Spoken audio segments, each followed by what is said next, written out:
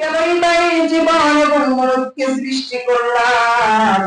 লিয়াবলুয়াকুম আইয়ুকুম আহসানু আমালা। আমি আল্লাহ রাব্বুল আলামিন জীবন এবং মৃত্যুকে সৃষ্টি করলাম লিয়াবলুয়াকুম, তোমাদেরকে পরীক্ষা করার জন্য।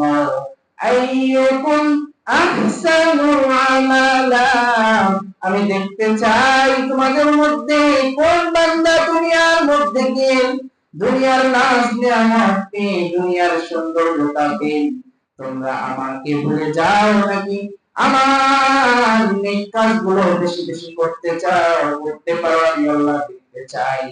আল্লাহ রাব্বুল আলামিন আমাদেরকে পৃথিবীর মধ্যে পাঠাইছেন তার ইবাদতের জন্য।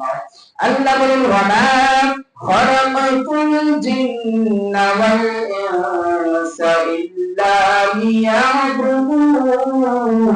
আমি আল্লাহ রাব্বুল আলামিন জিন এবং মানব জাতিকে সৃষ্টি করেছি। আমি আল্লাহ রাব্বুল আলামিন মানব জাতিকে জিন জাতিকে সৃষ্টি করেছি শুধুমাত্র কেবলমাত্র আমার ইবাদতের জন্য। কিন্তু মানুষ পৃথিবীর প্রতি গিয়ে